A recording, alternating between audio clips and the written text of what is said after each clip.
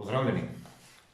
Obljubil sem vam en posnetek danes v živo na YouTube kanalu, vendar so sprejeli neke določene nove pogoje in za tiste, ki imamo manj kot 1000 naročnikov, pač ne moremo predvajati preko mobilnih aplikacij, preko mobilnih telefonov v živo.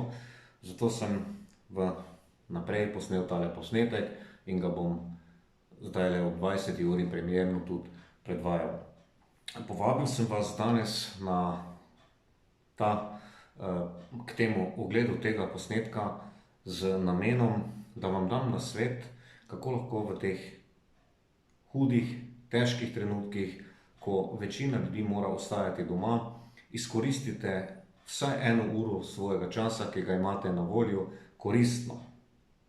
Koristno zato, da lahko začnemo graditi, početi, delati stvari na boljši, lepši prihodnosti, da nas situacije, kot je trenutna, ne bodo prizadele preveč in da bomo pripravljeni tudi na najtežje izzive.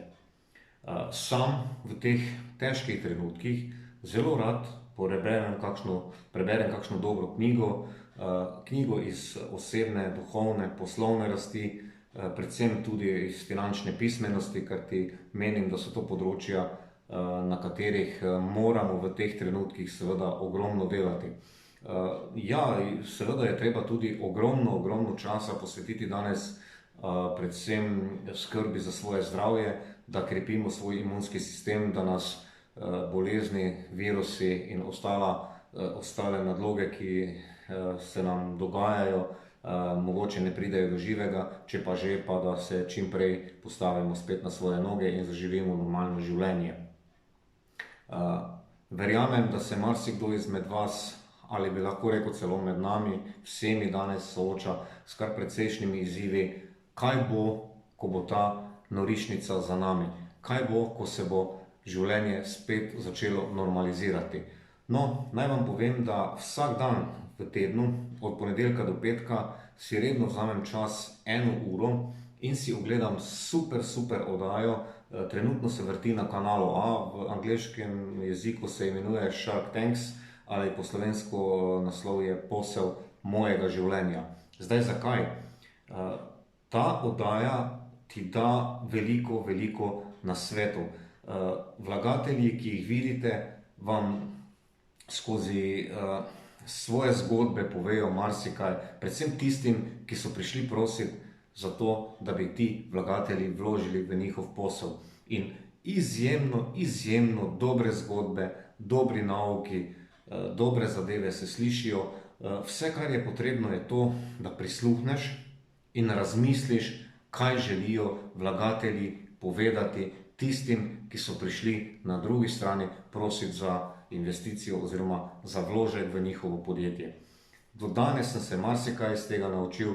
In druga stvar, ki sem jo dobil v teh oddajah, je ta, da je ogromno določenih dobrih izdelkov, za katere sploh še ne vemo.